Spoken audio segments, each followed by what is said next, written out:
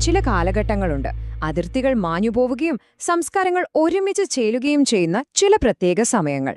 ഏകദേശം BCE 200 ശേഷം മധ്യേഷ്യയിൽ നിന്ന് വന്ന പുതിയ ശക്തികൾ ഇന്ത്യയെ മാറ്റിയത് അത്തരമൊരു കാലത്താണ്. ഇത് വെറുമൊരു യുദ്ധത്തിന്റെയോ അധികാരമാറ്റത്തിന്റെയോ കഥയല്ല, മറിച്ച് ഇന്ത്യൻ സംസ്കാരത്തിൽ ഒരു പുതിയ അധ്യായം തന്നെ എഴുതിച്ചേർത്തതിന്റെ കഥയാണ്. അപ്പോ ആ ഒരു വലിയ മാറ്റത്തിന്റെ കഥയാണ് നമ്മളിന്ന് നോക്കാൻ പോകുന്നത്. ഒന്നാലോചിച്ചു നോക്കൂ, ഒരു നാടിനെ കീഴടക്കാൻ വന്നവർ അതേ നാടിന്റെ സംസ്കാരത്തിനു മുന്നിൽ കീഴടങ്ങുക എങ്ങനെയുണ്ടാകും? അധികാരത്തിന്റെ മാത്രം കഥയല്ലിത്, മറിച്ച് ഇവിടുത്തെ സംസ്കാരത്തിന്റെ ഭാഗമായി മാറിയവരുടെ കൂടി കഥയാണ്. അപ്പോൾ ഈയൊരു അത്ഭുതകരമായ മാറ്റം എങ്ങനെ സംഭവിച്ചു? നമുക്ക് നോക്കാം. ശരി, അപ്പോ ആരായിരുന്നു ഈ വന്നവര്? മൗര്യ സാമ്രാജ്യം തകർന്ന ശേഷം ഇന്ത്യയിലേക്ക് പല സംഘങ്ങൾ വന്നു. ആദ്യം വന്നു ഇന്തോ ഗ്രീക്കുകാർ. അവരുടെ നാണയങ്ങളൊക്കെ പ്രസിദ്ധമാണ്, അല്ലേ? പിന്നാലെ വന്നു ശകന്മാർ, പിന്നെ പാർത്ഥ്യന്മാർ, ഒടുവിലായി കൂട്ടത്തിൽ ഏറ്റവും ശക്തരായ കുഷാനന്മാർ. ഇവരെല്ലാവരും ഇന്ത്യയിൽ തങ്ങളുടേതായൊരു മുദ്ര പതിപ്പിച്ചുപോയി. അതെന്തൊക്കെയാണെന്ന് നമുക്ക് വിശദമായിട്ട് തന്നെ നോക്കാം. അപ്പോ ഈ പുതിയ യോദ്ധാക്കള് കൂട്ടത്തോടെ വന്നപ്പോ നമ്മുടെ ഇന്ത്യൻ സമൂഹവും ഭരണരീതികളും എങ്ങനെയായിരിക്കും പ്രതികരിച്ചിട്ടുണ്ടാവുക? നമുക്ക് ആദ്യം തന്നെ സമൂഹത്തിലും ഭരണത്തിലും എന്തു മാറ്റങ്ങൾ വന്നു എന്ന് നോക്കാം. ഇതൊരു ചെറിയ സംഭവമായിരുന്നില്ല കേട്ടോ. ശരിക്കും പറഞ്ഞാല് പുരാതന ഇന്ത്യയുടെ ചരിത്രത്തിലെ ഇത്രയധികം വിദേശികളെ ഒരുമിച്ചുൾക്കൊണ്ട ഒരു കാലഘട്ടം വേറെ ഇല്ലെന്ന് തന്നെ പറയാം. അതുകൊണ്ട് തന്നെയാണ് മൗര്യന്മാർക്ക് ശേഷമുള്ള ഈ കാലഘട്ടം ഇത്രയേറെ പ്രാധാന്യം അർഹിക്കുന്നത്. അപ്പൊ സ്വാഭാവികമായും ഒരു ചോദ്യം വരും, അന്നത്തെ സാമൂഹിക വ്യവസ്ഥ, അതായത് ഈ വർണ്ണ സിസ്റ്റം, എങ്ങനെയാണ് ഇത്രയും ശക്തരായ വിദേശികളെ ഉൾക്കൊണ്ടത്? അവിടെയാണ് ഒരു രസകരമായ കാര്യം. അവരൊരു വഴി കണ്ടെത്തി, വളരെ ക്ലെവറായിട്ടുള്ളൊരു വഴി. മനുസ്മൃതിയിലൊക്കെ ഇവരെ വൃത്യക്ഷത്രിയർ എന്ന് വിളിച്ചു. അതിന്റെ അർത്ഥമെന്താണെന്ന് വെച്ചാൽ ഇവരൊക്കെ ക്ഷത്രിയർ തന്നെയാണ്, യോദ്ധാക്കളാണ്, പക്ഷേ തങ്ങളുടെ ആചാരങ്ങളിൽ നിന്നൊക്കെ കുറച്ചൊന്ന് വഴിമാറിപ്പോയവർ. കണ്ടില്ലേ? അവരെ പുറന്തള്ളുന്നതിന് പകരം അവർക്ക് സിസ്റ്റത്തിനുള്ളിൽ തന്നെ ഒരു സ്ഥാനം നൽകി. ഭരണത്തിന്റെ കാര്യത്തിലും പുതിയ രീതികൾ വന്നു. രാജാവിന്റെ അധികാരം കൂട്ടുക എന്നതായിരുന്നു പ്രധാന ലക്ഷ്യം. കുഷാനന്മാർ കൊണ്ടുവന്ന സത്രപ് സിസ്റ്റം ഒരു നല്ല ഉദാഹരണമാണ്. അതായത് സാമ്രാജ്യത്തെ പല പ്രവിൻഷ്യകളായി തിരിച്ച് ഓരോന്നിനും ഓരോ മിലിറ്ററി ഗവർണറെ നിയമിക്കുക. ഭരണം എളുപ്പമാകും, നിയന്ത്രണം കിട്ടുകയും ചെയ്യും. അതുപോലെ തന്നെ ദേവിപുത്ര എന്നൊക്കെ സ്വയം വിളിക്കാൻ തുടങ്ങി. അതായത് ദൈവത്തിന്റെ പുത്രൻ, ഞങ്ങൾ ദൈവത്തിന്റെ പ്രതിനിധികളാണ്, ഞങ്ങളെ അനുസരിക്കണം എന്ന് പറയാതെ പറയുന്നൊരു രീതി. അധികാരം ഉറപ്പിക്കാനുള്ള നല്ലൊരു മാർഗം, അല്ലേ? ശരി, സമൂഹവും ഭരണവുമൊക്കെ നമ്മൾ കണ്ടു. ഇനി നമുക്ക് മതത്തിന്റെ കാര്യത്തിലേക്ക് വരാം. ഒരുപക്ഷെ ഏറ്റവും രസകരമായ മാറ്റങ്ങൾ നടന്നത് ഇവിടെയായിരിക്കും. കാരണം ഈ വന്നവര് അവരുടെ മതങ്ങൾ ഇവിടെ അടിച്ചേൽപ്പിക്കാൻ ശ്രമിച്ചില്ല. പകരം എന്താ ചെയ്തതെന്നോ? അവർ ഇവിടത്തെ മതങ്ങളെ സ്വീകരിച്ചു, പ്രോത്സാഹിപ്പിച്ചു. ഇതിന് ഏറ്റവും നല്ലൊരു തെളിവ് വേണോ? ഹീലിയോഡോറസ് എന്ന പേരുള്ള ഒരു ഗ്രീക്ക് അംബാസിഡർ, അദ്ദേഹം വാസുദേവന്, അതായത് വിഷ്ണുവിനു വേണ്ടി ഒരു സ്തൂപം പണിതു. ഒന്ന് ഓർത്തു നോക്കൂ, ഒരു ഗ്രീക്കുകാരൻ. ഇതിൽ കൂടുതൽ എന്ത് തെളിവ് വേണം, അല്ലേ? ഇത് വൈഷ്ണവമതത്തിന്റെ കാര്യത്തിൽ മാത്രമായിരുന്നില്ല കേട്ടോ. വളരെ പ്രശസ്തനായ ഒരു ഇന്തോ ഗ്രീക്ക് രാജാവുണ്ടായിരുന്നു, മെനാൻഡർ. അദ്ദേഹം ഒരു കട്ട ബുദ്ധമത വിശ്വാസിയായി മാറി. വെറും വിശ്വാസി മാത്രമല്ല, അതിന്റെ വലിയൊരു പ്രചാരകൻ കൂടിയായി. കുഷാനന്മാരുടെ കാര്യമെടുത്താൽ അതിതിലും രസമാണ്. അവരുടെ നാണയങ്ങൾ നോക്കിയാൽ മതി. ഒരു നാണയത്തിന്റെ ഒരു വശത്ത് ബുദ്ധന്റെ ചിത്രം, മറുവശത്ത് ശിവന്റെ ചിത്രം. ആലോചിച്ചു നോക്കൂ, അവരുടെ ആ ഒരു മതപരമായ സഹിഷ്ണുത, എല്ലാത്തിനെയും ഒരുമിച്ചു കൊണ്ടുപോകാനുള്ള കഴിവ് അതിൽ നിന്ന് തന്നെ വ്യക്തമാണ്. അപ്പോ ഈ പുതിയ ഭരണാധികാരികൾ ഇവിടത്തെ മതങ്ങളെ ഇങ്ങനെയൊക്കെ പിന്തുണച്ചല്ലോ. ഇതിന്റെ ഏറ്റവും വലിയൊരു ഫലം എന്തായിരുന്നു എന്നറിയാമോ? അത് ബുദ്ധമതത്തിൽ ഒരു വലിയ വിപ്ലവം തന്നെ കൊണ്ടുവന്നു. അതാണ് മഹായാന ബുദ്ധമതത്തിന്റെ ഉദയം. അപ്പോ എന്താണ് ഈ മഹായാനം? പഴയ ബുദ്ധമതത്തിൽ നിന്ന് ഇതിന് എന്തു വ്യത്യാസമാണുണ്ടായിരുന്നത്? പ്രധാനമായിട്ട് രണ്ട് കാര്യങ്ങൾ. ഒന്ന്, പഴയ ബുദ്ധമതത്തിൽ ബുദ്ധനെ നേരിട്ട് ആരാധിച്ചിരുന്നില്ല. മരങ്ങൾ, കാൽപ്പാടുകൾ, അങ്ങനെയുള്ള ചിഹ്നങ്ങളിലൂടെയായിരുന്നു ആരാധന. പക്ഷേ മഹായാനത്തിൽ ബുദ്ധന്റെ വിഗ്രഹങ്ങളുണ്ടാക്കി ആരാധിക്കാൻ തുടങ്ങി. രണ്ടാമത്തെ കാര്യം കുറച്ചും കൂടി വലുതാണ്. സ്വന്തം മോക്ഷം മാത്രം നോക്കുക എന്നതിലുപരി മറ്റെല്ലാ ജീവജാലങ്ങളെയും മോക്ഷത്തിലേക്ക് നയിക്കുക എന്നൊരു വലിയ ആശയത്തിന് മഹായാനം പ്രാധാന്യം നൽകി. ഈയൊരു പുതിയ ചിന്തയുടെ ഏറ്റവും പ്രധാനപ്പെട്ട ഭാഗം ബോധിസത്വൻ എന്ന സങ്കല്പമാണ്. ആരാണ് ബോധിസത്വൻ? നിർവാണം നേടാൻ, അതായത് മോക്ഷം നേടാൻ എല്ലാ യോഗ്യതയും നേടിയ ഒരാള്. പക്ഷെ അദ്ദേഹം അത് ചെയ്യുന്നില്ല. എന്തിനാണെന്നോ? ലോകത്തുള്ള മറ്റുള്ളവരുടെ ദുരിതങ്ങൾ കാണുമ്പോൾ അവരെയെല്ലാം സഹായിച്ചിട്ടേ ഞാൻ പോകുന്നുള്ളൂ എന്ന് തീരുമാനിക്കുന്ന ഒരു വലിയ മനുഷ്യൻ. ശരിക്കും പറഞ്ഞാൽ കാരുണ്യത്തിന്റെ ഒരു പുതിയ മുഖമായിരുന്നു അത്. ഈ മഹായാന ബുദ്ധമതത്തിന് ഏറ്റവും വലിയ പിന്തുണ കൊടുത്തതാരാണെന്നറിയോ? കുഷാന ചക്രവർത്തിയായ കനിഷ്കൻ. മധുരയിൽ നിന്ന് കിട്ടിയ അദ്ദേഹത്തിന്റെ ഈ പ്രതിമ കണ്ടോ? ഒരു യോദ്ധാവിന്റെ വേഷത്തിൽ നിൽക്കുന്ന ഈ ശക്തനായ ഭരണാധികാരി ഒരു പുതിയ മതവിശ്വാസത്തിന്റെ ഏറ്റവും വലിയ സംരക്ഷകനായി മാറിയെന്നത് എത്ര വലിയ കാര്യമാണ്. കനിഷ്കൻ വെറുതെ പണം കൊടുത്ത് സഹായിക്കുക മാത്രമല്ല ചെയ്തത്. അദ്ദേഹം ഒരു നിർണായകമായ കാര്യം ചെയ്തു. കശ്മീരിൽ വെച്ച് 4ാമത്തെ ബുദ്ധമത സമ്മേളനം വിളിച്ചുകൂട്ടി. ആ സമ്മേളനത്തിൽ വെച്ചാണ് മഹായാന ആശയങ്ങൾക്ക് ഒരു ചിട്ടയും വ്യവസ്ഥയും അതിന്റെ ഒരു ഫൈനൽ രൂപവും കൊടുത്തത്. അതൊരു ചരിത്ര നിമിഷം തന്നെയായിരുന്നു. അപ്പോ ഇന്ത്യയിൽ രൂപപ്പെട്ട ഈ പുതിയ ആശയം, ഈ മഹായാനം, അത് ഇന്ത്യയിൽ മാത്രം ഒതുങ്ങി നിന്നില്ല. ഇവിടെ നിന്നങ്ങോട്ട് അതിന്റെ ലോകയാത്ര തുടങ്ങുകയായിരുന്നു. ഒരു വലിയ സാംസ്കാരിക കയറ്റുമതിയുടെ തുടക്കം.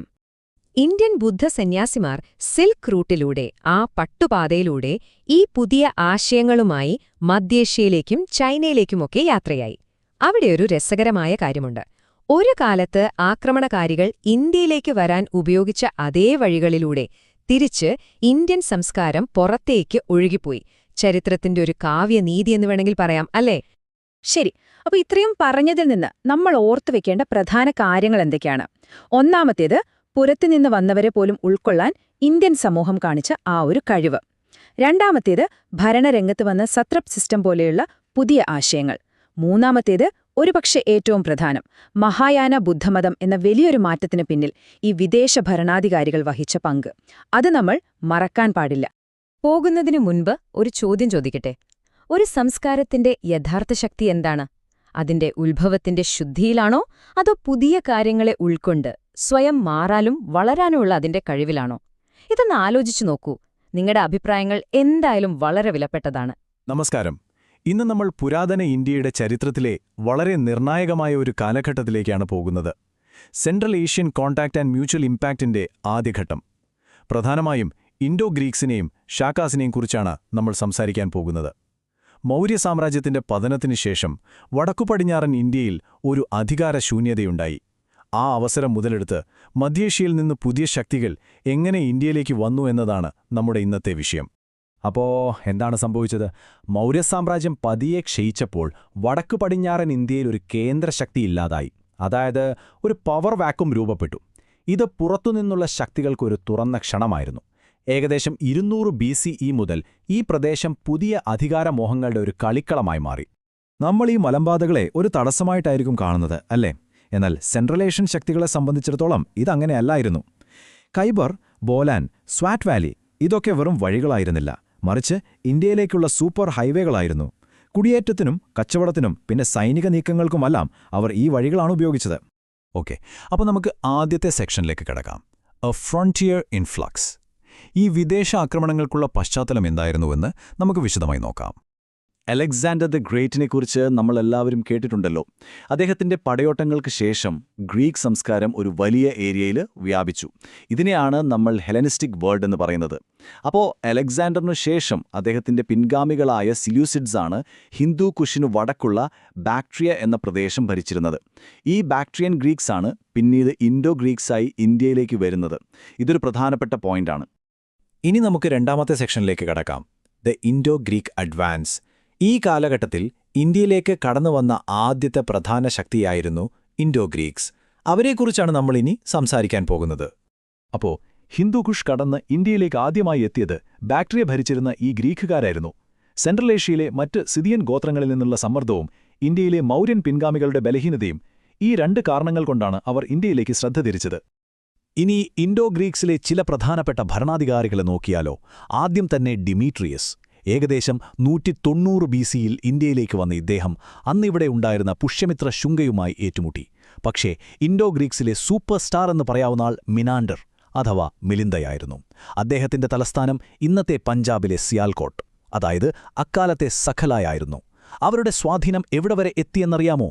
പാടലീപുത്രം വരെയും ഗംഗാ യമുന നദീതടം വരെയും. ഇത് അലക്സാണ്ടർ വന്നതിനേക്കാൾ വലിയൊരു മുന്നേറ്റം തന്നെയായിരുന്നു. ഇൻഡോ ഗ്രീക്സിന് ശേഷം വന്ന അടുത്ത പ്രധാന ശക്തിയെ പരിചയപ്പെടാം. Section 3, the ഷാക്ക ripple effect. ഈ ഷാക്കാസിന്റെ വരവും അതിന് പിന്നിലെ കാരണങ്ങളും വളരെ ഇൻട്രസ്റ്റിംഗ് ആണ്. അപ്പോൾ ഈ ഷാക്കാസ് എങ്ങനെയാണ് ഇന്ത്യയിലേക്ക് എത്തിയത്? അതൊരു ഡോമിനോ എഫക്റ്റ് പോലെയായിരുന്നു. നോക്കൂ, സെൻട്രൽ ഏഷ്യയിൽ ഷ്യോങ്നു എന്നൊരു ഗോത്രവർഗം അവരുടെ അയൽക്കാരായ യുവച്ചികളെ തള്ളി നീക്കുന്നു. ആ സമ്മർദ്ദം കാരണം യുവച്ചികൾ പടിഞ്ഞാറോട്ട് നീങ്ങുന്നു. അങ്ങനെ പോകുന്ന വഴിക്ക് അവർ ഷക്കാസിനെ, അതായത് സൈത്യൻസിനെ, അവരുടെ നാട്ടിൽ നിന്ന് ഓടിക്കുന്നു. ഗതിയില്ലാതെയായ ഷക്കാസിന് ഒടുവിൽ ബാക്ടീരിയ, പാർത്ഥിയ, പിന്നെ ഇന്ത്യയിലേക്കും വരേണ്ടി വന്നു. കണ്ടില്ലേ, ഒരു തള്ളൽ എങ്ങനെയാണ് ഒരു വലിയ കുടിയേറ്റത്തിന് കാരണമായതെന്ന്. ഈയൊരു ശൃംഖലാ പ്രതികരണത്തിന്റെ ഫലം എന്തായിരുന്നു? ഷക്കാസ് ഇന്ത്യയുടെ വടക്കു പടിഞ്ഞാറൻ ഭാഗങ്ങളിലായി വലിയൊരു പ്രദേശം തന്നെ തങ്ങളുടെ നിയന്ത്രണത്തിലാക്കി. ഇത് ഇൻഡോ ഗ്രീക്സിന്റെ സാമ്രാജ്യത്തേക്കാൾ വലുതായിരുന്നു. ശരി, അപ്പോൾ ഈ ഷാഖാസ് ഇന്ത്യയിൽ വന്നത് ഒറ്റ ശക്തിയായിട്ടല്ല. അവർ 5 പ്രധാന ശാഖകളായിട്ടാണ് ഭരണം സ്ഥാപിച്ചത്. ഒന്ന് അഫ്ഗാനിസ്ഥാനിൽ, പിന്നെ പഞ്ചാബിൽ, അവരുടെ തലസ്ഥാനം ടാക്സിലായിരുന്നു. മൂന്നാമത്തേത് മധുരയിൽ, പിന്നെ വെസ്റ്റേൺ ഇന്ത്യയിലും അപ്പർ ഡെക്കനിലുമായി ഓരോ ശാഖകൾ. ഇതിലേറ്റവും കൂടുതൽ കാലം, ഏകദേശം 4 നൂറ്റാണ്ടുകളോളം പിടിച്ചു നിന്നത് വെസ്റ്റേൺ ഇന്ത്യയിലെ ശാഖയായിരുന്നു. ഷക്കാസ് എങ്ങനെയാണ് ഇത്രയും വലിയൊരു സാമ്രാജ്യം ഭരിച്ചത്? അവിടെയാണ് അവരുടെ സവിശേഷമായ ഭരണ സംവിധാനം വരുന്നത്. Section 4, Kshatrapas, a system of rule. എന്താണ് ഈ ക്ഷത്രപ സിസ്റ്റം? വളരെ സിമ്പിളാണ്. സാമ്രാജ്യത്തെ പല പ്രവിശ്യകളായി തിരിക്കും. ഓരോ പ്രവിശ്യം ഭരിക്കുന്നത് ഒരു ഗവർണറായിരിക്കും. അവരെയാണ് ക്ഷത്രപാസ് എന്ന് വിളിക്കുന്നത്. കുറച്ചുകൂടി ഉയർന്ന പദവിയുള്ളവരെ മഹാക്ഷത്രപാസ് എന്നും വിളിച്ചു. പേർഷ്യൻ സാട്രപ്പ് സിസ്റ്റമിൽ നിന്നാണ് അവർക്ക് ഈ ആശയം കിട്ടിയത്. ഈ ക്ഷത്രപാസ് വെറും ഗവർണർമാരായിരുന്നില്ല. അവർക്ക് നല്ല രീതിയിലുള്ള സ്വയം ഭരണാധികാരമുണ്ടായിരുന്നു. സ്വന്തമായി ശാസനങ്ങൾ പുറപ്പെടുവിക്കാനും സ്വന്തം പേരിൽ നാണയങ്ങൾ ഇറക്കാനുമൊക്കെയുള്ള സ്വാതന്ത്ര്യം അവർക്കുണ്ടായിരുന്നു. ഇത് പ്രാദേശിക ഭരണം വളരെ എളുപ്പമാക്കി. UPSC ആസ്പിരൻസ് ഇതൊന്ന് പ്രത്യേകം ശ്രദ്ധിക്കണം. ഈ 2 ഭരണ സംവിധാനങ്ങളും തമ്മിലുള്ള വ്യത്യാസം വളരെ പ്രധാനപ്പെട്ടതാണ്. ഇൻഡോ ഗ്രീക്സ് ഉപയോഗിച്ചത് മിലിറ്ററി ഗവർണർഷിപ്പാണ്. അതിന്റെ തലവനെ സ്ട്രാറ്റജോസ് എന്ന് വിളിച്ചു. അതേസമയം ഷാക്കസ് ഉപയോഗിച്ചത് സാട്രാപ്പ് സിസ്റ്റമാണ്. തലവൻ ക്ഷാത്രപ അല്ലെങ്കിൽ മഹാക്ഷാത്രപ എന്നും അറിയപ്പെട്ടു. ഈ വാക്കുകൾ മാറിപ്പോകരുത്. ഈ കാലഘട്ടത്തെക്കുറിച്ച് പഠിക്കാൻ നമ്മളെ സഹായിക്കുന്ന പ്രധാന തെളിവുകളിലേക്കാണ് അടുത്തത് പോകുന്നത്. Section 5, legacies in coin and control, അതായത് നാണയങ്ങളും ഭരണരീതികളും. ഇവിടെ ഒരു വലിയ ചോദ്യം വരുന്നുണ്ട്. 42 ഇൻഡോ ഗ്രീക്ക് രാജാക്കന്മാരിൽ 34 പേരെക്കുറിച്ചും എഴുതപ്പെട്ട ഒരു രേഖയുമില്ല. പിന്നെ എങ്ങനെ നമ്മൾ അവരുടെ ചരിത്രം പഠിക്കും? ഉത്തരം ഒന്നേയുള്ളൂ: നാണയങ്ങൾ. അതെ, കോയിൻസ്. ഇൻഡോ ഗ്രീക്സ് ആയിരുന്നു ഇന്ത്യയിൽ ആദ്യമായി ഒരു രാജാവിന്റെ പേരും വിവരങ്ങളും വെച്ച് നാണയങ്ങൾ ഇറക്കിയത്. അതുമാത്രമല്ല, ഇന്ത്യയിൽ ആദ്യമായി സ്വർണ്ണ നാണയങ്ങൾ ഇറക്കിയതും ഇവർ തന്നെ. ഈ നാണയങ്ങളുടെ ഒരു പ്രത്യേകത എന്താണെന്ന് വെച്ചാൽ അവ ബൈലിംഗ്വിങ്, അതായത് 2 ഭാഷകളിലും, ബൈസ്ക്രിപ്റ്റ്, അതായത് 2 ലിപികളിലുമായിരുന്നു. ഒരു വശത്ത് ഗ്രീക്കില്, മറുവശത്ത് പ്രാദേശിക ഭാഷയില്. രാജാക്കന്മാരുടെ പേര്, പദവി, ചിലപ്പോൾ അവരുടെ മുഖം പോലും ഈ നാണയങ്ങളിലുണ്ടായിരുന്നു. ഷാക്കാസും പാർത്ഥീൻസുമൊക്കെ പിന്നീട് ഈ ഒരു സ്റ്റൈൽ കോപ്പിയടിക്കുകയാണ് ചെയ്തത്. അപ്പോൾ നമ്മൾ ഇത്രയും നേരം പറഞ്ഞ കാര്യങ്ങൾ ഈ ടേബിൾ വെച്ചൊന്ന് ചുരുക്കി നോക്കാം. ടെറിട്ടറിയുടെ കാര്യത്തിൽ ഷാക്കാസ് ആയിരുന്നു മുന്നിൽ. കീ റൂളറിലേക്ക് വന്നാൽ ഇൻഡോ ഗ്രീക്സിന് മെനാൻഡറിനെ പോലെ ഷാക്കാസിനെ, പ്രത്യേകിച്ച് വെസ്റ്റേൺ ഇന്ത്യയിലെ രുദ്രദാമൻ 1 ഉണ്ടായിരുന്നു. അഡ്മിനിസ്ട്രേഷനിൽ Indo Greeks സ്ട്രാറ്റഗോ system ഉപയോഗിച്ചപ്പോൾ ഷാക്കാസ് Kshatrapa system കൊണ്ടുവന്നു. ന്യൂമെസ്മാറ്റിക്സ് അഥവാ നാണയങ്ങളുടെ കാര്യത്തിലോ ഇൻഡോ ഗ്രീക്സ് തുടക്കമിട്ടു, ഷാക്കാസ് അത് ഏറ്റെടുത്ത് വികസിപ്പിച്ചു. പ്രധാന സംഭവങ്ങളുടെ ഒരു ടൈം ലൈൻ ഓടിച്ചു നോക്കാം. ഏകദേശം 200 BCയിൽ ഇൻഡോ ഗ്രീക്ക് ആക്രമണം തുടങ്ങുന്നു. 165നും 145 BCEക്കുമിടയിൽ മെനാൻഡർ ഭരിക്കുന്നു. 1st സെഞ്ച്വറി BCE ആയപ്പോഴേക്കും ഷാക്കാസ് ഇൻഡോ ഗ്രീക്സിനെ മിക്കയിടത്തു നിന്നും മാറ്റിസ്ഥാപിച്ചു. 1st സെഞ്ച്വറി CE ആയപ്പോഴേക്കും ഷാക്ക ക്ഷത്രാപ സിസ്റ്റം ഇന്ത്യയിൽ വേരുറപ്പിച്ചു കഴിഞ്ഞിരുന്നു. ഈ കാലഘട്ടത്തെക്കുറിച്ച് പറയുമ്പോൾ ഒരു കാര്യം ഓർക്കണം. പുരാതന ഇന്ത്യയുടെ ചരിത്രത്തിൽ ഇത്രയധികം വിദേശികൾ ഇന്ത്യൻ സമൂഹത്തിലേക്ക് ഇഴുകിച്ചേർന്ന മറ്റൊരു കാലഘട്ടമില്ല. ഇത് വളരെ പ്രധാനപ്പെട്ട ഒരു നിരീക്ഷണമാണ്. അപ്പോൾ എന്റെ ചോദ്യം ഇതാണ്: ഇവർ കൊണ്ടുവന്ന ഈ മിലിറ്ററി ഗവർണർഷിപ്പ്, പ്രൊവിൻഷ്യൽ സാട്രാപ്സ് പോലുള്ള പുതിയ ഭരണരീതികൾ ഇന്ത്യയുടെ രാഷ്ട്രീയ ഭാവിയെ പിന്നീട് എങ്ങനെയായിരിക്കും സ്വാധീനിച്ചിട്ടുണ്ടാവുക? ഇതൊന്ന് ആലോചിച്ച് നോക്കൂ. നമസ്കാരം. ഇന്ന് നമ്മൾ പോകുന്നത് മധ്യേഷ്യയിലെ വിശാലമായ പുൽമേടുകളിലേക്കാണ്. അവിടെ നിന്ന് യാത്ര തുടങ്ങി ഇന്ത്യൻ ഉപഭൂഖണ്ഡത്തിൽ ഒരു വലിയ സാമ്രാജ്യം തന്നെ കെട്ടിപ്പടുത്ത 2 അധികായന്മാരെക്കുറിച്ചാണ് നമ്മളിന്ന് സംസാരിക്കാൻ പോകുന്നത്. പാർത്ഥിയന്മാരും പിന്നെ അവരെക്കാളും ശക്തരായ കുശാലന്മാരും. അപ്പോൾ നമ്മുടെ മനസ്സിലേക്ക് വരുന്ന ആദ്യത്തെ ചോദ്യം ഇതാണല്ലേ: ഒരു സ്ഥലത്ത് സ്ഥിരമായി താമസിക്കുക പോലും ചെയ്യാതിരുന്ന് നാടോടികളായ ഒരു കൂട്ടം ആളുകൾക്ക് എങ്ങനെയാണ് ഇന്ത്യൻ ഉപഭൂഖണ്ഡം വരെ പരന്നുകിടക്കുന്ന ഒരു സാമ്രാജ്യം പടുത്തുയർത്താൻ കഴിഞ്ഞത്? ഈയൊരു അവിശ്വസനീയമായ കഥയാണ് നമ്മളിന്ന് നോക്കാൻ പോകുന്നത്. നമ്മുടെ ഈ കഥയിലെ ആദ്യത്തെ കളിക്കാർ പാർത്ഥിയന്മാരാണ്. ഒരു വലിയ സാമ്രാജ്യത്തിന്റെ വരവിന് കളമൊരുക്കിയ ഒരു ഇടക്കാല ശക്തിയായിരുന്നു അവർ. ശരിക്കും പറഞ്ഞാല് തങ്ങൾക്ക് ശേഷം വരുന്ന കുശാനന്മാർക്ക് വേണ്ടി സ്റ്റേജ് ഒരുക്കുകയായിരുന്നു അവർ. അപ്പോ 1-ാം നൂറ്റാണ്ടിന്റെ ഒരു മധ്യത്തിലൊക്കെയാണ് ഇവര് വടക്കുപടിഞ്ഞാറ് ഇന്ത്യയിൽ ശകന്മാരെ മാറ്റി ഭരണം പിടിക്കുന്നത്. പക്ഷേ അവരുടെ ഭരണം അത്ര വലുതൊന്നും ആയിരുന്നില്ല, ഒരു ചെറിയ ഭാഗത്തൊതുങ്ങി. ഗോണ്ടഫർണേസ് എന്നൊരു പ്രശസ്തനായ രാജാവ് ഇവർക്കുണ്ടായിരുന്നു. പലപ്പോഴും ചരിത്രരേഖകളിൽ ഇവരെ ശകന്മാരുമായി ചേർത്താണ് പറയാറ്, ശഖ പഹ്ലവാസ് എന്നൊക്കെ. എന്തായാലും അവരുടെ കാലം അധികം നീണ്ടുനിന്നില്ല. പുതിയൊരു ശക്തി വന്ന് അവരെങ്ങ് തൂത്തെറിഞ്ഞു. അതാണ് കുശാനന്മാർ. അങ്ങനെ പാർത്ഥിയന്മാരുടെ ആ ഒരു ചെറിയ കാലം കഴിഞ്ഞപ്പോൾ ചരിത്രത്തിലേക്ക് ശരിക്കും ഒരു കൊടുങ്കാറ്റ് പോലെ വന്നവരാണ് കുശാനന്മാർ. അപ്പോ ആരായിരുന്നു ഈ കുശാനന്മാർ? അവരുടെ വേരുകൾ തേടി നമ്മൾ വീണ്ടും മധ്യേഷ്യയിലെ പുൽമേടുകളിലേക്ക് പോകണം. അവിടെ യുജി എന്നു പേരുള്ള നാടോടി ഗോത്രങ്ങളുടെ ഒരു വലിയ കൂട്ടമുണ്ടായിരുന്നു. 5 വംശങ്ങൾ ചേർന്ന ഒരു കോൺഫെഡറേഷൻ. അതിലെ ക്യൂഷാങ് എന്നൊരു വംശത്തിൽ നിന്നാണ് പിന്നീട് ചരിത്രത്തിന്റെ ഗതി മാറ്റിയ കുശാനന്മാർ വരുന്നത്. അവരുടെ വളർച്ചയുടെ വേഗത നോക്കിയാൽ നമ്മൾ ശരിക്കും ഞെട്ടിപ്പോവും. ചിതറിക്കിടന്ന കുറേ ഗോത്രങ്ങളിൽ നിന്ന് ഒരു സാമ്രാജ്യത്തിലേക്കുള്ള കുതിപ്പ്. ഏകദേശം CE 15-ൽ കുജുല കാഡ്ഫീസസ് എന്ന നേതാവ് ഈ 5 യുവേഷി വംശങ്ങളെയും ഒന്നിപ്പിച്ച് കുശാന സാമ്രാജ്യത്തിന് അടിത്തറയിട്ടു. അദ്ദേഹത്തിന് ശേഷം വന്ന മകൻ വിമ കാഡ്ഫീസസ് ആ സാമ്രാജ്യമങ്ങ് ഇന്ത്യയിലേക്ക്, മധുര വരെ എത്തിച്ചു. പിന്നെയാണ് എൻട്രി. CE 78-ൽ കനിഷ്കൻ അധികാരത്തിൽ വന്നു. അതോടെ കുശാന സാമ്രാജ്യത്തിന്റെ സുവർണകാലം തുടങ്ങി. ഇനിയാണ് കുശാന സാമ്രാജ്യത്തിന്റെ കഥ അതിന്റെ ഏറ്റവും ഉന്നതിയിലേക്ക് എത്തുന്നത്. അവരുടെ ശക്തിയും സ്വാധീനവും അതിന്റെ പീക്കിലെത്തിയ ആ ഒരു കാലഘട്ടത്തിലേക്ക് നമുക്ക് കടക്കാം. ഈ സുവർണ കാലഘട്ടത്തിന്റെ മുഖം എന്ന് പറയാൻ ഒരാളേ ഉള്ളൂ, കനിഷ്കൻ. കുശാന സാമ്രാജ്യത്തിലെ ഏറ്റവും പ്രശസ്തനും ശക്തനുമായ ചക്രവർത്തി. നമ്മൾ ഈ കാണുന്ന നാണയമുണ്ടല്ലോ, അത് അദ്ദേഹത്തിന്റേതാണ്. അദ്ദേഹത്തിന്റെ പ്രതാപത്തിന്റെ ഒരു ചെറിയൊരു അടയാളം മാത്രം. കനിഷ്കന്റെ സാമ്രാജ്യം എത്ര വലുതായിരുന്നുവെന്നറിയാമോ? ഒന്ന് ചിന്തിച്ചു നോക്കൂ. ഒരൊറ്റത്ത് മധ്യേഷ്യയിലെ ഖൊറാസാൻ, മറ്റേ അറ്റത്തങ്ങ് ഇന്ത്യയിലെ ഗംഗാതീരത്തുള്ള വാരാണസി വരെ. ചരിത്രത്തിൽ ആദ്യമായിട്ടാണ് സെൻട്രൽ ഏഷ്യയും നോർത്ത് ഇന്ത്യയും ഒരൊറ്റ ഭരണത്തിനു കീഴിൽ വരുന്നത്. ഇന്നത്തെ ഒരു 9 രാജ്യങ്ങളുടെ ഭാഗങ്ങൾ ചേർന്നതായിരുന്നു ആ സാമ്രാജ്യം. ഇത് വെറുമൊരു രാഷ്ട്രീയ നേട്ടം മാത്രമായിരുന്നില്ല, ശരിക്കും 2 വലിയ ലോകങ്ങളെ തമ്മിൽ ബന്ധിപ്പിക്കുകയായിരുന്നു. അപ്പോ ഇത്രയും വലിയൊരു സാമ്രാജ്യം എങ്ങനെ ഭരിക്കും? നല്ലൊരു ചോദ്യമാണല്ലേ. കനിഷ്കന് അതിനൊരു അടിപൊളി പ്ലാനുണ്ടായിരുന്നു. 2 തലസ്ഥാനങ്ങൾ. ഒന്ന് പുരുഷപുര, അതായത് ഇന്നത്തെ പെഷവർ. അത് സെൻട്രൽ ഏഷ്യയിലേക്കുള്ളൊരു ഗേറ്റ്വേ പോലെയായിരുന്നു. സൈനിക നീക്കങ്ങൾക്കും ബന്ധങ്ങൾക്കും അത് അത്യാവശ്യമായിരുന്നു. രണ്ടാമത്തേത് മധുര. അത് ഇന്ത്യയുടെ ഭാഗങ്ങൾ ഭരിക്കാനുള്ള അഡ്മിനിസ്ട്രേറ്റീവ്, കൾച്ചറൽ ഹബ്ബായി പ്രവർത്തിച്ചു. ഈയൊരു ഡബിൾ സെന്റർ സിസ്റ്റം സാമ്രാജ്യത്തെ ഒന്നിച്ചു നിർത്താൻ അദ്ദേഹത്തെ ഒരുപാട് സഹായിച്ചു. ശരി, അപ്പോൾ അവരുടെ ഭരണരീതി എങ്ങനെയായിരുന്നു? അതിന്റെ ഘടന എന്തായിരുന്നു? നമുക്ക് നോക്കാം. അവരുടെ ഭരണത്തിന്റെ നട്ടെല്ല് എന്ന് പറയാവുന്നത് സാട്രപ്പ് സിസ്റ്റമായിരുന്നു. എന്താണിത്? സിംപ്ലായി പറഞ്ഞാൽ സാമ്രാജ്യത്തെ ചെറിയ ചെറിയ പ്രവിശ്യകളായി തിരിക്കും. ഈ പ്രവിശ്യകളെയാണ് സാട്രപ്പീസ് എന്ന് പറയുന്നത്. ഓരോന്നിനും ഓരോ ഗവർണർ അഥവാ സാട്രപ്പ്. ഈയൊരു രീതി അവർക്ക് മുൻപുണ്ടായിരുന്ന സാമ്രാജ്യങ്ങളിൽ നിന്ന് കടമെടുത്തതാണ്. ഈ സിസ്റ്റം വഴി പ്രാദേശിക രാജാക്കന്മാരെയൊന്നും പൂർണ്ണമായി ഒഴിവാക്കാതെ തന്നെ അവരെയൊക്കെ സാമ്രാജ്യത്തിന്റെ ഭാഗമാക്കാൻ കുശാനന്മാർക്ക് പറ്റി. ഏതൊരു സാമ്രാജ്യത്തിനും പിടിച്ചു നിൽക്കാൻ വെറും പട്ടാളം മാത്രം പോരല്ലോ.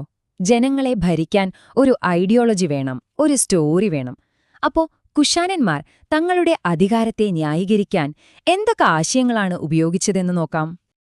അവരുപയോഗിച്ച ഒരു പ്രധാനപ്പെട്ട ടൈറ്റിലായിരുന്നു ഷാഹു നാനോ ഷാ. എന്നുവെച്ചാൽ രാജാക്കന്മാരുടെ രാജാവ് അല്ലെങ്കിൽ കിങ് ഓഫ് കിങ്സ്. ഇത് വെറുമൊരു പേരല്ല. സാമ്രാജ്യത്തിലെ മറ്റെല്ലാ ചെറിയ രാജാക്കന്മാർക്കും സാട്രാപ്പുമാർക്കും മുകളിലാണ് എന്റെ സ്ഥാനമെന്ന് ഉറക്കെ പ്രഖ്യാപിക്കുകയായിരുന്നു അവർ. രാഷ്ട്രീയമായ ആധിപത്യം സ്ഥാപിക്കാൻ ഷാഹോനാനോ ഷാ എന്ന് പറഞ്ഞപ്പോൾ അധികാരത്തിന് ഒരു ദൈവീക പരിവേഷം കൊടുക്കാനും അവർ മറന്നില്ല. അതിനുവേണ്ടി ഉപയോഗിച്ച ടൈറ്റിലാണ് ദേവപുത്ര, അതായത് ദൈവത്തിന്റെ പുത്രൻ. കനിഷ്കനെ പോലുള്ള രാജാക്കന്മാർ ഈ പേരുപയോഗിച്ചപ്പോൾ അവർ ജനങ്ങളോട് പറഞ്ഞതിതാണ്: ഞാനിവിടെ ഭരിക്കുന്നത് ദൈവനിശ്ചയപ്രകാരമാണ്, അതുകൊണ്ട് എന്റെ ഭരണം ചോദ്യം ചെയ്യപ്പെടാൻ പാടില്ല. അപ്പോ എന്തായിരുന്നു കുശാനന്മാരുടെ ഏറ്റവും വലിയ ലെഗസി? ചരിത്രത്തിൽ അവരെ നമ്മൾ ഓർക്കുന്നതെന്തിനാണ്? അതിനൊരു ഉത്തരമേ ഉള്ളൂ. അവർ രണ്ട് വലിയ ലോകങ്ങളെ തമ്മിൽ ബന്ധിപ്പിച്ച് ഒരു പാലം പണിതു: ഇന്ദ്രിയയും മധ്യേഷ്യയും. ചരിത്രകാരന്മാർ പറയുന്നതും ഇതുതന്നെയാണ്. കനിഷ്കന്റെ ഭരണത്തിന്റെ ഏറ്റവും വലിയ രാഷ്ട്രീയ പ്രാധാന്യം എന്താണെന്ന് വെച്ചാൽ അദ്ദേഹം മധ്യേഷ്യയെയും ഉത്തരേന്ത്യയെയും ഒരൊറ്റ സാമ്രാജ്യത്തിന്റെ ഭാഗമാക്കി എന്നതാണ്. ഇതിന്റെ ഫലമെന്തായിരുന്നു? സംസ്കാരങ്ങൾ തമ്മിൽ ഇടകലർന്നു, അതുവരെ ഇല്ലാത്ത രീതിയിൽ കച്ചവടം വളർന്നു. രണ്ട് ലോകങ്ങൾ ഒന്നിച്ചതിന്റെ ഒരു വലിയ ഇമ്പാക്റ്റായിരുന്നു അത്. അപ്പോ നമ്മൾ തുടങ്ങിയ ചോദ്യത്തിലേക്ക് തിരികെ വരാം. നാടോടികളായിരുന്ന ഒരു കൂട്ടം ആളുകൾ എങ്ങനെയാണ് ഇത്ര വലിയൊരു സാമ്രാജ്യമുണ്ടാക്കിയത്? ഇത് പുരാതന ലോകത്തെ അധികാരത്തെക്കുറിച്ചും ഐഡന്റിറ്റിയെക്കുറിച്ചും നമ്മളോട് എന്താണ് പറയുന്നത്? ഇതൊരു വലിയ ചോദ്യമാണല്ലേ? ഇതിനെക്കുറിച്ച് തീർച്ചയായും നിങ്ങൾ ചിന്തിക്കണം. നമസ്കാരം. ഒരു കുതിര, വെറുമൊരു കുതിരയ്ക്ക് ഒരു സാമ്രാജ്യത്തിന്റെ തലവിധി തന്നെ മാറ്റിയെഴുതാൻ കഴിയുമോ?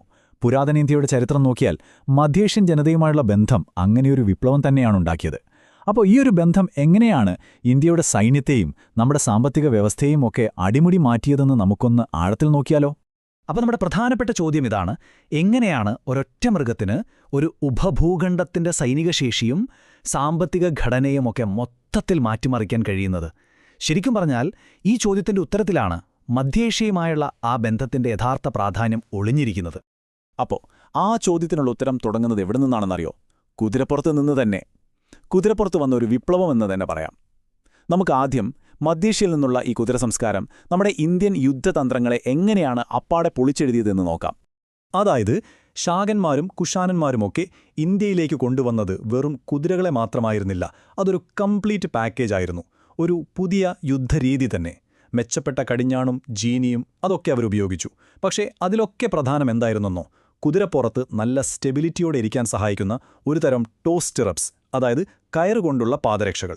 ഇത് വെച്ചുകൊണ്ട് അവർക്ക് എളുപ്പത്തിൽ അമ്പെയ്യാൻ പറ്റി. പിന്നെ പടയാളികൾക്ക് വേണ്ടിയുള്ള തൊപ്പികൾ, ഹെൽമറ്റുകൾ, ബൂട്ടുകൾ ഇതൊക്കെ അവർ കൊണ്ടുവന്നു. അപ്പോൾ ഒന്നാലോചിച്ചു നോക്കൂ, കനത്ത കവചമണിഞ്ഞ് കുന്തോമേന്തിയ ഈ കുതിരപ്പടയാളികൾ അവർ യുദ്ധക്കളത്തിലെ ഒരു പുതിയ, തോൽപ്പിക്കാൻ പറ്റാത്ത ശക്തിയായി മാറുകയായിരുന്നു. അപ്പോൾ ഇതിൻ്റെയൊക്കെ ഫലം എന്തായിരുന്നു? വളരെ സിമ്പിൾ. ഈ പുതിയ യുദ്ധതന്ത്രം അവർക്ക് മറ്റുള്ളവരെക്കാൾ വലിയൊരു മിലിറ്ററി പവർ കൊടുത്തു. ഒരു തരം അൺഫെയർ അഡ്വാൻറ്റേജ് എന്ന് പറയാം. ഈ ഒരു ശക്തി ഉപയോഗിച്ചാണ് അവർ ഇന്ത്യൻ ഉപഭൂഖണ്ഡത്തിൽ തങ്ങളുടെ ആധിപത്യം ഉറപ്പിച്ചത്. ശരി, അപ്പോൾ ഈ സൈനിക ശക്തി വെറുതെ അധികാരം പിടിക്കാൻ വേണ്ടി മാത്രമായിരുന്നില്ല കേട്ടോ. അതിന്റെ ഏറ്റവും വലിയ സാമ്പത്തിക നേട്ടം അന്താരാഷ്ട്ര വ്യാപാര പാതകളുടെ കൺട്രോളായിരുന്നു. ഇനി നമുക്ക് ഇതെങ്ങനെയാണ് അവരുടെ സമ്പദ്വ്യവസ്ഥയെ വളർത്തിയതെന്ന് നോക്കാം. കുശാന സാമ്രാജ്യത്തെ നമുക്ക് പുരാതന ലോകത്തിന്റെ ഒരു ടോൾബൂത്തായിട്ട് കാണാം. അതിൽ ഒരു തരി പോലും അതിശയോക്തിയില്ല. കാരണം കിഴക്കും പടിഞ്ഞാറും തമ്മിലുള്ള വ്യാപാരത്തിന്റെ ഏറ്റവും പ്രധാനപ്പെട്ട പോയിന്റിലായിരുന്നു അവർ നിന്നിരുന്നത്. അതുകൊണ്ടുതന്നെ അതിലൂടെ കടന്നുപോയ ഓരോ കച്ചവട സംഘത്തിൽ നിന്നും അവർ ചുങ്കം പിരിച്ച് ലാഭമുണ്ടാക്കി. ഒരു ചരിത്രകാരൻ പറഞ്ഞതുപോലെ കുശാനന്മാർ സിൽക്ക് റൂട്ട് നിയന്ത്രിച്ചു. ഈ വഴി അവർക്ക് വലിയൊരു വരുമാന സ്രോതസ്സായിരുന്നു. കച്ചവടക്കാരിൽ നിന്ന് പിരിച്ചെടുത്ത ആ ടോളിന്റെ കരുത്തിലാണ് അവർ വലിയൊരു സാമ്രാജ്യം കെട്ടിപ്പടുത്തത്. ഇത് ശരിക്കും ആ ബന്ധം വ്യക്തമാക്കുന്നുണ്ടല്ലേ, വ്യാപാരം എങ്ങനെ സാമ്രാജ്യത്തിന്റെ വളർച്ചയ്ക്ക് കാരണമായി എന്നുള്ളത്. ഈ സിൽക്ക് റൂട്ട് എന്ന് പറയുന്നത് അക്കാലത്തെ ലോക സമ്പദ്വ്യവസ്ഥയുടെ ഒരു രക്തധമനി പോലെയായിരുന്നു. ഒന്ന് ആലോചിച്ചു നോക്കൂ. ചൈനയിൽ നിന്ന് തുടങ്ങുന്നു, മധ്യേഷ്യയിലുള്ള കുശാന സാമ്രാജ്യത്തിലൂടെ കടന്നുപോകുന്നു, പിന്നെ ഇറാൻ വഴി നേരെ റോമൻ സാമ്രാജ്യത്തിലേക്ക്. ആ ഒഴുക്ക് മുഴുവൻ നിയന്ത്രിച്ചത്, അതിന്റെ ഹൃദയഭാഗത്തിരുന്നതാരായിരുന്നു? കുശാനന്മാർ. അപ്പോ ഈ കുശാന സാമ്രാജ്യം എത്ര വലുതായിരുന്നുവെന്നറിയാമോ? ഇന്നത്തെ കാലത്തെ 9 രാജ്യങ്ങളുടെ ഭാഗങ്ങൾ ചേർന്ന അത്രയും വലിയൊരു സാമ്രാജ്യമായിരുന്നു അത്. 9 രാജ്യങ്ങൾ. അപ്പോൾ ഒന്ന് ആലോചിച്ച് നോക്കിയേ, എത്രയോ വ്യത്യസ്ത സംസ്കാരങ്ങൾ തമ്മിൽ ഇടപഴകാനും കൊടുക്കൽ വാങ്ങലുകൾ നടത്താനും പറ്റിയൊരു വലിയൊരു വേദിയായിരുന്നിരിക്കണം അത്. ഓക്കെ, അപ്പോൾ ഈ സിൽക്ക് റൂട്ടിൽ നിന്നുള്ള പണവും സുരക്ഷയുമൊക്കെ ഇന്ത്യക്കകത്ത് എന്ത് മാറ്റങ്ങളാണ് ഉണ്ടാക്കിയത്? നമുക്ക് അടുത്തതായിട്ട് രാജ്യത്തിനകത്തു വന്ന ആ സാമ്പത്തിക അഭിവൃദ്ധിയുടെ പുതിയ മുഖം എന്തായിരുന്നെന്ന് നോക്കാം. ഏതൊരു സമ്പദ്വ്യവസ്ഥയുടെയും അടിസ്ഥാനം കൃഷിയാണല്ലോ.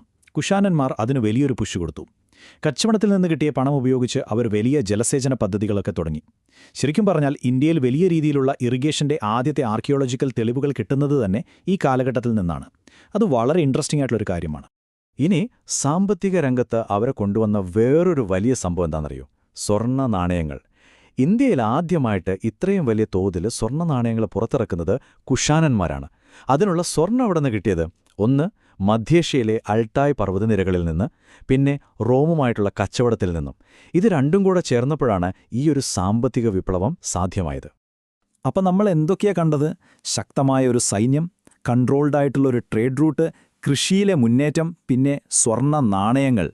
ഈ ഘടകങ്ങളെല്ലാം കൂടിച്ചേർന്ന് വടക്ക് പടിഞ്ഞാറൻ ഇന്ത്യയിൽ എങ്ങനെ ഒരു പുതിയ, ഒരു സംയോജിത സാമ്പത്തിക സിസ്റ്റം ഉണ്ടാക്കിയെന്ന് നമുക്ക് നോക്കാം. വ്യാപാരം കൂടിയപ്പോൾ സ്വാഭാവികമായും പുതിയ നഗരങ്ങളുണ്ടായി. പല തരത്തിലുള്ള നഗരങ്ങൾ. ഉദാഹരണത്തിന് പുര, അതായത് കോട്ടകെട്ടിയ നഗരങ്ങൾ. പിന്നെ നിഗമ എന്നു പറയുന്ന മാർക്കറ്റ് ടൗണുകൾ. അതോടൊപ്പം രാജധാനി എന്ന തലസ്ഥാന നഗരങ്ങളും. ഇങ്ങനെയുള്ള പലതരം നഗരങ്ങൾ ഈ സമയത്ത് വളർന്നു വന്നു. അപ്പോൾ ഈ നഗരങ്ങളെയെല്ലാം തമ്മിൽ ബന്ധിപ്പിക്കണ്ടേ? അതിന് ഉത്തരാഭദ പോലുള്ള പ്രധാനപ്പെട്ട വ്യാപാരപാതകളുണ്ടായിരുന്നു. തക്ഷശിലയിൽ നിന്ന് സ്റ്റാർട്ട് ചെയ്ത് പഞ്ചാബും മധുരയും ഉജ്ജയിനിയുമൊക്കെ കടന്ന് പടിഞ്ഞാറൻ തീരത്തുള്ള ബ്രോച്ച് തുറമുഖത്തെത്തുന്ന ഒരു റൂട്ട്. ഇത് ശരിക്കും പറഞ്ഞാൽ പ്രൊഡക്ഷൻ സെന്ററുകളെയും തുറമുഖങ്ങളെയും ഒരു മാലയിലെ മുത്തുകൾ പോലെ കോർത്തു. രാജ്യത്തിന്റെ സാമ്പത്തിക ഏകീകരണത്തിൽ ഇതൊരു നിർണായക പങ്ക് വഹിച്ചു. അപ്പോൾ സിമ്പിളായി പറഞ്ഞാൽ എന്താണ് ഈ ഉത്തരാഭദം? കുശാന സാമ്രാജ്യത്തിന്റെ ഹൃദയഭാഗത്തെ തുറമുഖങ്ങളുമായും ഇന്ത്യയുടെ മറ്റു ഭാഗങ്ങളുമായും കണക്ട് ചെയ്യുന്ന ആ കാലഘട്ടത്തിലെ പ്രധാനപ്പെട്ട വ്യാപാരപാത. ഒരു നാഷണൽ ഹൈവേ പോലെ. ഈ ഒരു നെറ്റ്വർക്കാണ് നമ്മൾ നേരത്തെ പറഞ്ഞ ആ ഒരു സംയോജിത സമ്പദ്വ്യവസ്ഥയ്ക്ക് അടിത്തറയിട്ടത്. അപ്പോൾ ഇതുവരെ നമ്മൾ സംസാരിച്ച കാര്യങ്ങളൊക്കെ ഒന്നിച്ച് ചേർത്തു വെക്കുമ്പോൾ ഒരു കാര്യം വ്യക്തമാണ്. മധ്യേഷ്യയുമായുള്ള ഈ ബന്ധം ഇന്ത്യയിലുണ്ടാക്കിയത് വെറുമൊരു ചെറിയ മാറ്റമല്ല, വളരെ ആഴത്തിലുള്ളതും കാലങ്ങളോളം നീണ്ടുനിന്നതുമായ ഒരു വലിയ പരിവർത്തനം തന്നെയായിരുന്നു. നമുക്കിതൊന്ന് ചുരുക്കി പറയാം. ഇതിനെ നമുക്കൊരു ഡോമിനോ എഫക്റ്റായിട്ട് കാണാം. അതായത് ഒരൊറ്റ തട്ടിൽ എല്ലാം മറിഞ്ഞു വീഴുന്നത് പോലെ. ഒന്നാമത്തെ ഡോമിനോ, മെച്ചപ്പെട്ട കുതിരപ്പട വന്നു. അതൊരു വലിയ സൈനിക ശക്തിയായി മാറി. രണ്ടാമത്തേത്, ആ സൈനിക ശക്തി ഉപയോഗിച്ച് അവർ സിൽക്ക് റൂട്ട് കൺട്രോൾ ചെയ്യുന്ന ഒരു വലിയ സാമ്രാജ്യമുണ്ടാക്കി. മൂന്നാമത്തെ ഡോമിനോ, കച്ചവടത്തിൽ നിന്ന് കിട്ടിയ പണം കൊണ്ട് കൃഷി മെച്ചപ്പെടുത്തി സ്വർണ്ണ നാണയങ്ങൾ കൊണ്ടുവന്നു. അവസാനമായി ഇതെല്ലാം കാരണം പുതിയ നഗരങ്ങളും വ്യാപാരപാതകളുമുണ്ടായി. ഇതാ പ്രദേശത്തെ സമ്പദ്വ്യവസ്ഥയെ മൊത്തത്തിൽ ഒന്നാക്കി മാറ്റി. ഒന്നിനു പുറകെ ഒന്നായി വീണ ഈ ഡോമിനോകളാണ് ആ കാലഘട്ടത്തെ ശരിക്കും മാറ്റിമറിച്ചത്. അപ്പോൾ ഈ ബന്ധങ്ങളൊക്കെ ഒരു പുതിയ സാമ്പത്തിക യാഥാർത്ഥ്യമുണ്ടാക്കി എന്ന കാര്യത്തിൽ സംശയമില്ല. പക്ഷെ ഒരു ചോദ്യം ബാക്കിയുണ്ട്. ഈ കൊടുക്കൽ വാങ്ങലുകൾക്കിടയിൽ നമ്മൾ കണ്ട ഈ സൈനിക സാമ്പത്തിക മാറ്റങ്ങൾക്കപ്പുറം നമ്മുടെ കണ്ണിന് കാണാൻ പറ്റാത്ത വേറെ എന്തൊക്കെ സാംസ്കാരിക നൂലുകൾ ഒരുമിച്ച് ചേർന്ന് പുതിയൊരു ചിത്രമായി മാറിയിട്ടുണ്ടാവാം? അതൊരു നല്ല ചോദ്യമാണല്ലേ, കൂടുതൽ ചിന്തിക്കാൻ പ്രേരിപ്പിക്കുന്ന ഒന്ന്. നമ്മൾ മൗര്യ സാമ്രാജ്യത്തിനു ശേഷം ഉള്ള ഇന്ത്യയെപ്പറ്റി ആലോചിക്കുമ്പോൾ നമ്മുടെ മനസ്സിലേക്ക് എന്താണ് വരുന്നത്? ഒരുപക്ഷെ ചെറിയ രാജ്യങ്ങളും രാഷ്ട്രീയ അസ്ഥിരതയും നിറഞ്ഞ ഒരു കാലഘട്ടമായിരിക്കും, അല്ലേ? എന്നാൽ ആ ചിത്രം പൂർണ്ണമല്ല. കാരണം ഏകദേശം 200 BCE മുതൽ 300 CE വരെയുള്ള ആ 500 വർഷങ്ങൾ മധ്യേഷ്യയുമായുള്ള നിരന്തര സമ്പർക്കത്തിലൂടെ ഇന്ത്യ ശാസ്ത്രത്തിലും സാങ്കേതികവിദ്യയിലും വലിയ കുതിച്ചുചാട്ടം നടത്തിയ ഒരു കാലം കൂടിയായിരുന്നു. ആ അവിശ്വസനീയമായ മാറ്റങ്ങളുടെ കഥയാണ് നമ്മളിന്ന് നോക്കാൻ പോകുന്നത്. ഈ പുരാതന വ്യാപാരപാതകളില്ലേ, അതൊന്നും വെറുതെ സാധനങ്ങൾ അങ്ങോട്ടും ഇങ്ങോട്ടും കൊണ്ടുപോകാനുള്ള വഴികൾ മാത്രമായിരുന്നില്ല കേട്ടോ. അവ ആശയങ്ങളുടെയും ടെക്നോളജിയുടെയും പുതിയ ചിന്തകളുടെയും ഒക്കെ ഒരു സൂപ്പർ ഹൈവേ ആയിരുന്നു. ഇതിൽ തന്നെ കുശാലന്മാർ നിയന്ത്രിച്ചിരുന്ന പ്രശസ്തമായ സിൽക്ക് റൂട്ട് വഴിയാണ് നമ്മൾ ചർച്ച ചെയ്യാൻ പോകുന്ന പല സാംസ്കാരിക ശാസ്ത്രീയ വിനിമയങ്ങളും പ്രധാനമായും നടന്നത്. അപ്പോൾ നമ്മുടെ ഇന്നത്തെ ഈ ചർച്ച എങ്ങനെയാണ് മുന്നോട്ടു പോകുന്നതെന്ന് നോക്കാം. ആദ്യം നമ്മൾ ഈ അറിവ് കൈമാറ്റം ചെയ്യപ്പെട്ട വഴികൾ ഏതൊക്കെയാണെന്ന് പരിശോധിക്കും. പിന്നെ ടെക്നോളജിയിൽ വന്ന മാറ്റങ്ങളിലേക്ക് കടക്കും. അതുകഴിഞ്ഞ് ജ്യോതിശാസ്ത്രത്തിലും വൈദ്യശാസ്ത്രത്തിലുമുണ്ടായ സ്വാധീനം നോക്കും. അതിനുശേഷം ഈ കാലഘട്ടത്തെ നിർവചിക്കുന്ന പുതിയൊരു ടൈം ലൈൻ പരിചയപ്പെടും. ഒടുവിൽ ആ ടൈം ലൈൻ കൂടുതൽ വ്യക്തമാക്കിക്കൊണ്ട് നമുക്ക് അവസാനിപ്പിക്കാം. അപ്പൊ നമുക്ക് ആദ്യത്തെ ഭാഗത്തേക്ക് കടക്കാം. എങ്ങനെയാണ് ഈ അറിവൊക്കെ പണ്ടത്തെ ഏഷ്യയില് അങ്ങോട്ടുമിങ്ങോട്ടും സഞ്ചരിച്ചത്? എന്തൊക്കെയായിരുന്നു അതിന്റെ വഴികൾ? നമുക്ക് നോക്കാം. ഇതിന്റെ പ്രധാന കാരണം എന്താണെന്ന് വെച്ചാല് ഹിമാലയൻ ചുരങ്ങളായിരുന്നു. അതായിരുന്നു ശരിക്കും മധ്യേഷ്യയിലേക്കും പശ്ചിമേഷ്യയിലേക്കുമുള്ള ഒരു ഗേറ്റ്വേ. ഈ വലിയ നെറ്റ്വർക്കിന്റെ ഹൃദയമെന്ന് പറയാവുന്നത് കുശാനന്മാർ നിയന്ത്രിച്ച സിൽക്ക് റൂട്ട് തന്നെയായിരുന്നു. അതൊരു വ്യാപാരപാത എന്നതിലുപരി ഒരു ഐഡിയ എക്സ്ചേഞ്ച് ഹബ്ബായിരുന്നു. നാടോടികളായ കച്ചവടക്കാരും സാധാരണക്കാരും വരെ ഈ ശൃംഖലയുടെ ഭാഗമായിരുന്നു. പിന്നെ ഇതൊരിക്കലും ഒരു വൺ വേ ട്രാഫിക് ആയിരുന്നില്ല. വ്യാപാരികളും മിഷണറിമാരും പണ്ഡിതന്മാരും ഇന്ത്യയിലേക്കും ഇവിടെ നിന്ന് പുറത്തേക്കും നിരന്തരം യാത്ര ചെയ്തുകൊണ്ടേയിരുന്നു. ഇനി നമുക്ക് കുറച്ചുകൂടി ടാഞ്ചിബിളായ കാര്യങ്ങളിലേക്ക് വരാം. അതായത് ഈ ബന്ധങ്ങളൊക്കെ ഇന്ത്യയിൽ ശരിക്കും എന്തും മാറ്റങ്ങളാണ് കൊണ്ടുവന്നത്. സാങ്കേതിക വിദ്യയുടെ കാര്യത്തിൽ എന്താണ് സംഭവിച്ചത്? ഏറ്റവും എളുപ്പത്തിൽ കാണാൻ പറ്റുന്ന ഒരു മാറ്റം നാണയങ്ങളുടെ കാര്യത്തിലായിരുന്നു. ശരിക്കും പറഞ്ഞാൽ നാണയങ്ങളുടെ കാര്യത്തിൽ ഒരു വിപ്ലവം തന്നെ നടന്നു. ആ മാറ്റം കാണണമെങ്കിൽ ഗ്രീക്കുകാർ വരുന്നതിനു മുൻപുള്ള നാണയങ്ങളൊന്ന് നോക്കിയാൽ മതി. പ്രത്യേക രൂപമൊന്നുമില്ലാത്ത എന്തൊക്കെയോ ചിഹ്നങ്ങൾ പതിപ്പിച്ച പഞ്ച് മാർക്ക്ഡ് കോയിൻസ്. എന്നാൽ അതിനുശേഷം വന്ന ഇൻഡോ ഗ്രീക്ക് നാണയങ്ങൾ കണ്ടോ? എന്ത് കൃത്യമായ ആകൃതിയാണ്, വ്യക്തമായ അച്ചടിയാണ്. നാണയ നിർമ്മാണത്തിലെ ഒരു വമ്പൻ കുതിച്ചുചാട്ടം തന്നെയായിരുന്നു അത്. ഇനി മെറ്റലർജിയുടെ കാര്യം നോക്കാം. അതായത് ലോഹങ്ങൾ കൈകാര്യം ചെയ്യുന്ന വിദ്യ. ഇവിടെയും വലിയ മാറ്റങ്ങൾ വന്നു. സ്വർണം, വെള്ളി, ഇയം, ചെമ്പ്, ഇരുമ്പ്, പിച്ചള, വിലയേറിയ കല്ലുകൾ, ഇങ്ങനെ 8ഓളം കാര്യങ്ങളിൽ അവർ സ്പെഷ്യലൈസ് ചെയ്തു. പലതരം ഇരുമ്പുകൾ ഉണ്ടാക്കാൻ അവർ പഠിച്ചു. ഇന്ത്യൻ ഇരുമ്പും ഉരുക്കും അത്രയ്ക്ക് മികച്ചതായിരുന്നു. അത് പശ്ചിമേഷ്യയിലേക്ക് കയറ്റുമതി ചെയ്തിരുന്ന ഒരു പ്രീമിയം പ്രോഡക്റ്റായിരുന്നു. കുഷാന, ശതവാഹന സൈറ്റുകളിൽ നിന്നൊക്കെ ധാരാളം ഇരുമ്പായുധങ്ങളും ഉപകരണങ്ങളും കിട്ടിയിട്ടുണ്ട്. ഈ കാലഘട്ടത്തിലെ ശ്രദ്ധേയമായ വേറൊരു മുന്നേറ്റം ഗ്ലാസ് നിർമ്മാണത്തിലായിരുന്നു. വിദേശ ആശയങ്ങളും രീതികളും ഇതിനെ ഒരുപാട് സ്വാധീനിച്ചു. ഒരു കാര്യം ഉറപ്പിച്ചു പറയാം, പുരാതന ഇന്ത്യയുടെ ചരിത്രത്തിൽ വേറൊരു സമയത്തും ഗ്ലാസ് നിർമ്മാണം ഇത്രയധികം പുരോഗമിച്ചിട്ടില്ല. അത് ഈ സമ്പർക്കത്തിന്റെ പ്രാധാന്യം എത്രത്തോളം ഉണ്ടെന്ന് നമുക്ക് കാണിച്ചു തരുന്നു. അപ്പോൾ ഇതുവരെയുള്ളത് ഓക്കെ അല്ലേ? ഇനി നമ്മൾ കുറച്ചും കൂടി സങ്കീർണമായൊരു വിഷയത്തിലേക്കാണ് പോകുന്നത്. ഇവിടെ ഒരു രസകരമായൊരു വൈരുദ്ധ്യമുണ്ട്. ജ്യോതിശാസ്ത്രത്തിൽ പുറത്തുനിന്നുള്ള സ്വാധീനം നമുക്ക് വ്യക്തമായി കാണാൻ പറ്റും. എന്നാൽ വൈദ്യശാസ്ത്രത്തിന്റെ കാര്യത്തിൽ ഇന്ത്യ അതിൻ്റേതായ ഒരു വഴിയിലൂടെയാണ് മുന്നോട്ടു പോയത്. ഈ ഗ്രീക്ക് സ്വാധീനത്തിന് ഇതിലും നല്ലൊരു തെളിവ് വേറെയില്ല. നമ്മൾ ജ്യോതിഷത്തിന് ഉപയോഗിക്കുന്ന ഒരു വാക്കുണ്ടല്ലോ, ഹോരാശാസ്ത്രം. ഈ വാക്ക് എവിടുന്നാ വന്നതെന്നറിയാമോ? നേരെ ഗ്രീക്ക് വാക്കായ ഹൊറസ്കോപ്പിൽ നിന്ന്. ഇന്ത്യൻ ജ്യോതിശാസ്ത്രത്തിൽ ഗ്രീക്ക് ആശയങ്ങൾക്ക് എത്രത്തോളം സ്വാധീനമുണ്ടായിരുന്നു എന്നതിന് ഇതിലും വലിയൊരു ഉദാഹരണം വേറെ വേണ്ട. പക്ഷേ ഈ ഉദ്ധരണിയിൽ പറയുന്നതുപോലെ വൈദ്യശാസ്ത്രത്തിന്റെ കാര്യത്തിൽ കഥ നേരെ തിരിച്ചാണ്. ആയുർവേദം, സസ്യശാസ്ത്രം, രസതന്ത്രം, ഈ വിഷയങ്ങളിലൊന്നും ഇന്ത്യക്കാർക്ക് ഗ്രീക്കുകാരുടെ കാര്യമായ കടപ്പാടൊന്നും ഉണ്ടായിരുന്നില്ല. ചില ശാസ്ത്രമേഖലകൾ പുറത്തുനിന്നുള്ള അറിവിനെ സ്വീകരിച്ചപ്പോൾ ഇന്ത്യൻ വൈദ്യശാസ്ത്രം അതിൻ്റേതായ ഒരു പാതയിൽ വളരെ ദൂരം മുന്നോട്ടു പോയിരുന്നു. ഇതിന്റെ കാരണമെന്താണെന്നല്ലേ? നമുക്ക് ചരകനെയും സുശ്രുതനെയും പോലുള്ള അധികായന്മാരുണ്ടായിരുന്നു. 1-ാം നൂറ്റാണ്ടിലെ ചരകന്റെ ചരകസംഹിത ഔഷധസസ്യങ്ങളെക്കുറിച്ചുള്ള ഒരു വിജ്ഞാനകോശം തന്നെയാണ്. പക്ഷേ സുശ്രുതൻ ഒരു പടി കൂടി കടന്നു. അദ്ദേഹത്തിന്റെ സുശ്രുത സംഹിതയിൽ വളരെ സങ്കീർണമായ സർജിക്കൽ പ്രൊസീജിയറുകളെക്കുറിച്ചാണ് പറയുന്നത്. ഒന്നാലോചിച്ചു നോക്കൂ, 121 തരം സർജിക്കൽ ഉപകരണങ്ങൾ, അതും നൂറ്റാണ്ടുകൾക്ക് മുമ്പ്. ഇത് നമ്മുടെ തനതായ അറിവിന്റെ ആഴം എത്രത്തോളം ഉണ്ടെന്ന് കാണിച്ചു തരുന്നുണ്ട്. ഇതുവരെ നമ്മൾ എന്താണ് സംഭവിച്ചത്, എങ്ങനെ സംഭവിച്ചു എന്നൊക്കെ സംസാരിച്ചു അല്ലേ? ഇനി നമുക്ക് എപ്പോൾ, ആര് എന്ന ചോദ്യങ്ങളിലേക്ക് വരാം. ഈ ചരിത്രപരമായ കൈമാറ്റങ്ങൾക്ക് കളമൊരുക്കിയ രാജവംശങ്ങളെയും കാലഘട്ടത്തെയും നമുക്കൊന്ന് പരിചയപ്പെടാം. ഈ കാലഘട്ടത്തെ നമുക്ക് ചരിത്രത്തിൽ എവിടെയാണ് വെക്കാൻ പറ്റുക? വളരെ സിമ്പിളാണ്.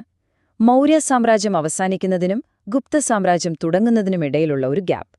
ഏകദേശം 200 BCE മുതൽ 300 CE വരെയുള്ള ഒരു 500 വർഷം. ഈ ഒരു കാലഘട്ടമാണ് മധ്യേഷ്യൻ സമ്പർക്കത്തിന്റെ കേന്ദ്രം. അപ്പോ ഈ കാലഘട്ടത്തില് ഇന്ത്യയിലേക്ക് വന്ന പ്രധാന കളിക്കാര് ആരൊക്കെയായിരുന്നു? ഏകദേശം 200 BCEയോടെ ആദ്യം വന്നത് ഇൻഡോ ഗ്രീക്കുകാർ. അവർക്ക് പിന്നാലെ അവരെ പ്രഷർ ചെയ്തു വന്നു ശാകന്മാർ അഥവാ ഷാക്കാസ്. അതേസമയം ഇറാനിൽ നിന്ന് പാർത്ഥ്യന്മാരും രംഗപ്രവേശം ചെയ്തു. പക്ഷെ ഇവരിൽ ഏറ്റവും ശക്തർ സിൽക്ക് റൂട്ട് നിയന്ത്രിച്ച കുഷാനന്മാരായിരുന്നു. കനിഷ്കനായിരുന്നു അവരുടെ ഏറ്റവും പ്രശസ്തനായ രാജാവ്. ശരി, ഇനി നമുക്ക് ഈ ടൈം ലൈൻ ഒന്നുകൂടി വ്യക്തമാക്കാം. ഈ കാലഘട്ടത്തിലെ പ്രധാനപ്പെട്ട തീയതികളും അതുമായി ബന്ധപ്പെട്ട ചില കാര്യങ്ങളും കൂടി നോക്കാം. ഇത് നമുക്ക് ഈ കാലഘട്ടത്തെക്കുറിച്ച് നല്ലൊരു ധാരണ തരും. പക്ഷേ ഒരു ചോദ്യം, നമ്മൾ ഈ പറയുന്ന തീയതികളൊക്കെ എത്രത്തോളം കൃത്യമാണ്, എത്രത്തോളം ഉറപ്പാണ്? ചരിത്രത്തിലെ തീയതികൾ എന്ന് പറയുന്നത് പലപ്പോഴും ഒരു ജിക്സോ പസില് പോലെയാണ്. കിട്ടുന്ന കഷ്ണങ്ങൾ വെച്ച് നമ്മളൊരു ചിത്രം ഉണ്ടാക്കുന്നു. ചിലപ്പോൾ പുതിയൊരു കഷ്ണം കിട്ടുമ്പോൾ ആ ചിത്രം മാറും. അതുകൊണ്ട് നമ്മൾ കാണുന്ന പല തീയതികളും ഇപ്പോഴുള്ള തെളിവുകൾ വെച്ചുള്ള ഏറ്റവും മികച്ച അനുമാനങ്ങളാണ്. നാളേത് മാറിയേക്കാം. അപ്പോൾ നമുക്ക് ഈ കാലഘട്ടത്തിലെ ഏറ്റവും പ്രധാനപ്പെട്ട ഡേറ്റുകൾ ഒന്നുകൂടി ഓർത്തെടുക്കാം, ഒരു റിവിഷൻ പോലെ. ഏകദേശം 200 BCയിൽ ഇൻഡോ ഗ്രീക്കുകൾ വന്നതോടെയാണ് ഈ കാലഘട്ടം തുടങ്ങുന്നത്. പിന്നീട് 57 BCയിൽ ശകന്മാർക്കെതിരായ ഒരു വിജയത്തിന്റെ ഓർമ്മയ്ക്കായി വിക്രമസംവത് എന്ന കാലണ്ടർ വരുന്നു. അതിനുശേഷം 78 CEയിൽ കുഷാന രാജാവായ കനിഷ്കൻ ശകസംവതിനു തുടക്കമിട്ടു. ഇത് ഇന്ത്യൻ ചരിത്രത്തിൽ വളരെ പ്രധാനപ്പെട്ടതാണ്. ഒടുവിൽ ഏകദേശം 300 CEയോടെ ഈ കാലഘട്ടം അവസാനിക്കുകയും 320 CEയോടെ ഇന്ത്യയുടെ അടുത്ത വലിയ സാമ്രാജ്യമായ ഗുപ്ത സാമ്രാജ്യത്തിന് തുടക്കമാവുകയും ചെയ്യുന്നു. അവസാനിപ്പിക്കുന്നതിന് മുൻപ് നമുക്കൊരു കാര്യം ആലോചിക്കാം. ഈ 500 വർഷത്തെ നിരന്തരമായ സമ്പർക്കവും കൈമാറ്റവും ഇല്ലായിരുന്നുവെങ്കിൽ ഇന്ത്യൻ ശാസ്ത്രത്തിന്റെയും സാങ്കേതിക വിദ്യയുടെയും വളർച്ചയുടെ ഗതി എങ്ങനെ മാറുമായിരുന്നു? ഒരുപക്ഷേ അത് ഇന്നത്തേക്കാൾ വളരെ വ്യത്യസ്തമായ ഒന്നാകുമായിരുന്നില്ലേ? ഈ ചോദ്യം ഈ കാലഘട്ടത്തിന്റെ പ്രാധാന്യം എത്രത്തോളമുണ്ടെന്ന് നമ്മെ വീണ്ടും ഓർമ്മിപ്പിക്കുന്നു. എല്ലാവർക്കും സ്വാഗതം. പണ്ട് പുരാതന ഇന്ത്യയും മധ്യേഷ്യയിൽ നിന്നുള്ള ജനവിഭാഗങ്ങളും തമ്മിൽ കണ്ടുമുട്ടിയപ്പോൾ എന്താണ് സംഭവിച്ചത്? കലയിലും ഭാഷയിലും അറിവിലുമൊക്കെ എന്തൊക്കെ അടിപൊളി മാറ്റങ്ങളാണ് വന്നത്? അതാണ് നമ്മൾ ഇന്ന് നോക്കാൻ പോകുന്നത്. ഇത് വെറുമൊരു ചരിത്രമല്ല, മറിച്ച് സംസ്കാരങ്ങൾ തമ്മിൽ ചേർന്നപ്പോഴുണ്ടായ ഒരു കിടിലൻ ഫ്യൂഷന്റെ കഥയാണ്. എപ്പോഴെങ്കിലും ചിന്തിച്ചിട്ടുണ്ടോ, രണ്ട് വ്യത്യസ്ത സംസ്കാരങ്ങൾ തമ്മിൽ ഒന്നിക്കുമ്പോൾ ശരിക്കും എന്താവും സംഭവിക്കുക? ഈ ഒരു ചോദ്യം തന്നെയാണ് നമ്മുടെ ഈ ചർച്ചയുടെ എല്ലാം അടിസ്ഥാനം. അപ്പോൾ നമുക്ക് ഇതിന്റെ ഉത്തരം കണ്ടെത്താൻ ശ്രമിച്ചാലോ? ഇവിടെ നോക്കൂ, ഒരൊറ്റ ആശയം, അതായത് ബുദ്ധൻ തന്നെ, പക്ഷേ രണ്ട് വ്യത്യസ്ത രൂപത്തിൽ. ഒന്ന് ഗാന്ധാര ശൈലി, മറ്റേത് മധുര ശൈലി. ഈ ഒരു കൾച്ചറൽ മിക്സിൽ നിന്നുണ്ടായ രണ്ട് സൂപ്പർ ആർട്ട് സ്റ്റൈലുകളാണിത്. ഓക്കെ, അപ്പോൾ നമ്മൾ എന്തൊക്കെയാണ് നോക്കാൻ പോകുന്നത് വെച്ചാൽ, ആദ്യം ആ രണ്ട് ബുദ്ധന്മാരുടെ കഥ, പിന്നെ ഗാന്ധാര മധുര സ്റ്റൈലുകളെപ്പറ്റി നമ്മൾ ഡീറ്റെയിൽ ആയിട്ട് നോക്കും. അത് കഴിഞ്ഞ് അന്നത്തെ ഭാഷയിലേക്കും അറിവിന്റെ ലോകത്തേക്കും നമുക്ക് കടക്കാം. അപ്പോൾ നമുക്ക് ഗാന്ധാര ശൈലിയിൽ നിന്ന് തന്നെ തുടങ്ങാം. എന്താണ് ഈ ഗാന്ധാര സ്റ്റൈല്? സിംപിളായിട്ട് പറഞ്ഞാൽ ഇന്ത്യൻ തീമും ഗ്രീക്ക് റോമൻ സ്റ്റൈലും മിക്സായപ്പോൾ ഉണ്ടായൊരു സംഭവം. അത് നമ്മുടെ വടക്ക് പടിഞ്ഞാറൻ ഇന്ത്യയിൽ വെച്ച് ശകന്മാരും കുഷാനന്മാരുമായിരുന്നു ഇതിനെ ഏറ്റവും കൂടുതൽ സപ്പോർട്ട് ചെയ്തത്. ഈ കാണുന്നത് ഗാന്ധാര ബുദ്ധന്റെ ഒരു ക്ലാസിക് ഉദാഹരണമാണ്. കണ്ടില്ലേ? നമ്മുടെ ഇന്ത്യൻ ശില്പികൾ ഗ്രീക്കുകാരുമായും റോമൻസുമായിട്ടുമൊക്കെ ഇടപഴകിയപ്പോൾ അവരുണ്ടാക്കിയെടുത്തൊരു പുതിയ ഹൈബ്രിഡ് ആർട്ട് ഫോമാണിത്. ആ മുഖത്ത് റിയലിസ്റ്റിക് ഭാവങ്ങൾ നോക്കൂ. പിന്നെ ആ വസ്ത്രധാരണം, അത് ശരിക്കും ഒരു ഗ്രീക്ക് റോമൻ ടച്ചാണല്ലേ. അപ്പോൾ എന്തൊക്കെയാണ് ഈ ഗാന്ധാര ആർട്ടിന്റെ പ്രധാനപ്പെട്ട ഫീച്ചേഴ്സ്? ഒന്നാമതായി, ഇന്ത്യൻ തീംസും ഗ്രീക്ക് റോമൻ സ്റ്റൈലും തമ്മിലുള്ള ഒരു ബ്ലെൻഡ്. പിന്നെ ബുദ്ധന് ചുരുണ്ടമുടിയാണ്, വസ്ത്രങ്ങളൊക്കെ ഒരു ഗ്രീക്ക് ഫാഷനിലാണ്, നല്ല റിയലിസ്റ്റിക് ആണ്. ശരീരത്തിലെ മസിൽസ് വരെ വളരെ കൃത്യമായി കൊത്തിവെച്ചിട്ടുണ്ട്. പിന്നെ ഈ ശില്പങ്ങളൊക്കെ ഉണ്ടാക്കിയിരിക്കുന്നത് കൂടുതലും നീല കലർന്ന ചാരനിറത്തിലുള്ള ഷിസ്റ്റ് കല്ലുകൾ കൊണ്ടാണ്. ഓക്കെ, ഗാന്ധാരയെപ്പറ്റി നമ്മൾ കണ്ടു. ഇനി നേരെ മധുരയിലേക്ക് പോകാം. ഗാന്ധാരയിൽ നമ്മൾ പുറത്തുനിന്നുള്ള ഒരുപാട് സ്വാധീനങ്ങൾ കണ്ടു അല്ലേ? പക്ഷെ മധുര സ്റ്റൈൽ അങ്ങനെയല്ല. അത് പക്ക ഇൻഡിജീനിയസ് ആണ്. അതായത് നമ്മുടെ നാട്ടിൽ തന്നെ, നമ്മുടെ സ്വന്തം വേരുകളിൽ നിന്ന് വളർന്നു വന്ന ഒരു ആർട്ട് സ്റ്റൈലാണ്. അപ്പോൾ എന്തൊക്കെയാണ് മധുര സ്റ്റൈലിന്റെ പ്രത്യേകതകൾ? ഞാൻ നേരത്തെ പറഞ്ഞ പോലെ ഇത് പുറത്തുനിന്ന് വന്ന ഒന്നല്ല, ഇവിടെ തന്നെ ഉണ്ടായതാണ്. പിന്നെ ഇവിടുത്തെ ബുദ്ധന്റെ പ്രതിമകൾക്ക് മുഖത്തൊരു പ്രത്യേക ആത്മീയ ഭാവമുണ്ട്, ഒരു ഡീപ്പ് സ്പിരിച്വൽ ഫീലിംഗ്. ബുദ്ധൻ മാത്രമല്ല, ശിവൻ, വിഷ്ണു, പിന്നെ ജൈന തീർത്ഥങ്കരന്മാരുടെയൊക്കെ ശില്പങ്ങൾ ഇവരുണ്ടാക്കിയിരുന്നു. കനിഷ്കന്റെ തലയില്ലാത്ത ആ പ്രശസ്തമായ പ്രതിമ, അത് ഈ മധുര ശൈലിയിലാണ്. ഇവരുപയോഗിച്ചിരുന്ന കല്ല്, അത് നമ്മുടെ നാട്ടിൽ തന്നെ കിട്ടുന്ന ചുവന്ന മണൽക്കല്ലാണ്. ചിലതിലൊക്കെ ചെറിയ കറുത്ത പുള്ളികളും കാണാം. ഈ ടേബിൾ നോക്കിയാൽ നിങ്ങൾക്ക് ഈ രണ്ട് സ്റ്റൈലുകളും തമ്മിലുള്ള വ്യത്യാസം പെട്ടെന്ന് മനസ്സിലാവും. നോക്കൂ, ഗാന്ധാരയിൽ ഗ്രീക്ക് റോമൻ സ്വാധീനം, മധുരയിൽ തനി നാടൻ സ്റ്റൈൽ. ഗാന്ധാരയിൽ നീല ചാരശിസ്റ്റ് കല്ല്, മധുരയിൽ ചുവന്ന മണൽക്കല്ല്. ഒന്നിൽ റിയലിസ്റ്റിക് രൂപങ്ങളാണെങ്കിൽ മറ്റേതിൽ ആത്മീയമായ ഭാവമാണ് പ്രധാനം. പിന്നെ വിഷയങ്ങളിലും വ്യത്യാസമുണ്ട്. ഓക്കെ, അപ്പോൾ ആർട്ടിന്റെ കാര്യം നമ്മൾ കണ്ടു. ഇനി നമുക്ക് ഭാഷയുടെ കാര്യത്തിലേക്ക് വരാം. ഈ കൾച്ചറൽ ഫ്യൂഷൻ അത് ശില്പങ്ങളിൽ മാത്രം ഒതുങ്ങി നിന്നില്ല. അക്കാലത്തെ ലിപികളിലും, എന്തിന് നാണയങ്ങളിൽ പോലും അതിന്റെ അടയാളങ്ങൾ കാണാമായിരുന്നു. ഇതിന്റെ ഏറ്റവും നല്ലൊരു ഉദാഹരണമാണ് ഇൻഡോ ഗ്രീക്ക് കോയിൻസ്. ഹിന്ദുകുഷ് പർവ്വതനിരയുടെ വടക്ക് വശത്ത് അവരുടെ നാണയങ്ങൾ റൗണ്ട് ഷേപ്പിൽ ഗ്രീക്ക് ഭാഷയിൽ മാത്രമായിരുന്നു. പക്ഷേ അതേ ആളുകൾ സൗത്തിലേക്ക് വന്നപ്പോൾ അവിടെ സീൻ മാറി. അവിടുത്തെ ആളുകളെ കൂടി കണക്കിലെടുത്ത് അവർ സ്ക്വയർ ഷേപ്പിലുള്ള നാണയങ്ങൾ ഇറക്കി. അതിൽ ഗ്രീക്ക് മാത്രമല്ല, അവിടുത്തെ പ്രാദേശിക ലിപിയായ ഖരോഷ്ടിയും ഉണ്ടായിരുന്നു. എന്തൊരു അഡാപ്റ്റേഷനാണെന്ന് നോക്കിക്കേ. കുഷാനന്മാരുടെ കാര്യം ഇതിലും രസമാണ്. അവർ ഈ ഭാഷാവൈവിധ്യത്തെ ശരിക്കുമങ്ങ് ഏറ്റെടുത്തു. അവരുടെ ഒഫീഷ്യൽ സ്ക്രിപ്റ്റുകൾ ഏതൊക്കെയായിരുന്നുവെന്നറിയാമോ? ഗ്രീക്ക്, ഖരോഷ്ടി, പിന്നെ ബ്രാഹ്മിയും. അവരുടെ നാണയങ്ങളിലും എഴുത്തുകളിലുമൊക്കെ ഗ്രീക്ക്, പ്രാകൃത്, സംസ്കൃതം എല്ലാ ഭാഷകളും കാണാം. ഇത് കാണിക്കുന്നതെന്താണ്? അവരുടെ സാമ്രാജ്യത്തിൽ പലതരം സംസ്കാരങ്ങൾ ഒരുമിച്ച് ജീവിച്ചിരുന്നു എന്ന് തന്നെയാണ്. അപ്പോ കലയും ഭാഷയും കഴിഞ്ഞു. ഇനി നമുക്ക് അറിവിന്റെയും സാഹിത്യത്തിന്റെയും ലോകത്തേക്ക് പോകാം. ഈ കൾച്ചറൽ എക്സ്ചേഞ്ച് കാരണം അറിവും സാഹിത്യവുമൊക്കെ വലിയ രീതിയിൽ വളർന്നു. പുതിയ പുതിയ ആശയങ്ങൾ എല്ലായിടത്തും പ്രചരിക്കാൻ തുടങ്ങി. ഇതിലെ ഒരു പ്രധാനപ്പെട്ട മൈൽസ്റ്റോണാണ് AD 150 രുദ്രദാമന്റെ ജുനഗഡ് ഇൻസ്ക്രിപ്ഷൻ. സംസ്കൃതത്തിലെ കാവ്യശൈലിയുടെ ഏറ്റവും പഴയ ഒരു ഉദാഹരണമായാണ് ഇതിനെ കണക്കാക്കുന്നത്. ഒന്ന് ആലോചിച്ച് നോക്കൂ, സെൻട്രൽ ഏഷ്യയിൽ നിന്ന് വന്ന രാജാക്കന്മാർ വരെ സംസ്കൃത സാഹിത്യത്തെ എത്രമാത്രം പ്രോത്സാഹിപ്പിച്ചു എന്നതിന്റെ ഒരു തെളിവ് കൂടിയാണിത്. ഈ മാപ്പ് ഒന്ന് നോക്കൂ. അക്കാലത്തൊരു പൊളിറ്റിക്കൽ ജോഗ്രഫി കൾച്ചറൽ എക്സ്ചേഞ്ചിന് എത്രത്തോളം ഹെൽപ്പ് ചെയ്തു എന്ന് ഇതിൽ നിന്ന് വ്യക്തമാണ്. ഇൻഡോ-സിറിയൻ കിങ്ഡം ഒരു പാലം പോലെയായിരുന്നു. തക്ഷശില, മധുര പോലുള്ള സ്ഥലങ്ങൾ കച്ചവടത്തിനും കലയ്ക്കും പുതിയ ഐഡിയകൾക്കുമെല്ലാം ഏഷ്യയിലുടനീളം ഒഴുകി നടക്കാനുള്ളൊരു വഴിയായി മാറി. ഈ കാലഘട്ടത്തിൽ അറിവ് പ്രചരിച്ചതിന്റെ ഇമ്പാക്റ്റ് വളരെ വലുതായിരുന്നു. പ്രാകൃത ഭാഷ ഖരോഷ്ടി ലിപിയിൽ എഴുതി തുടങ്ങിയതോടെ അത് സെൻട്രൽ ഏഷ്യ വരെ എത്തി. ബുദ്ധവിഹാരങ്ങൾ വെറും ആരാധനാലയങ്ങൾ മാത്രമായിരുന്നില്ല, അവ വലിയ പഠന കേന്ദ്രങ്ങളായി മാറി. അറിവ് സൂക്ഷിച്ചുവെക്കുന്ന ഇടങ്ങൾ. കശ്മീരിലെയും നേപ്പാളിലെയും താഴ്വരകളൊക്കെ സംസ്കൃതത്തിലുള്ള കയ്യെഴുത്ത് പ്രതികളുടെ ഒരു വലിയ നിധിശേഖരം തന്നെയായി മാറി. ഒരുപക്ഷേ എന്നേക്കുമായി നഷ്ടപ്പെട്ടു പോകുമായിരുന്ന ഒരുപാട് അറിവുകളാണ് ഈ കേന്ദ്രങ്ങൾ നമുക്ക് വേണ്ടി സംരക്ഷിച്ചത്. അപ്പോൾ ഈ ചരിത്രമൊക്കെ കേട്ടുകഴിഞ്ഞപ്പോൾ നമുക്കൊരു കാര്യം ചിന്തിച്ചാലോ? നമ്മുടെ ഇന്നത്തെ കലയും ഭാഷയുമൊക്കെ, അതിലൊക്കെ ഇതുപോലെ ലോകത്തിന്റെ പല ഭാഗങ്ങളിൽ നിന്നുള്ള സംസ്കാരങ്ങളുടെ ഒരു മിക്സ് നമുക്ക് കാണാൻ പറ്റുന്നില്ലേ? എന്താണ് നിങ്ങൾക്ക് തോന്നുന്നത്? ഈ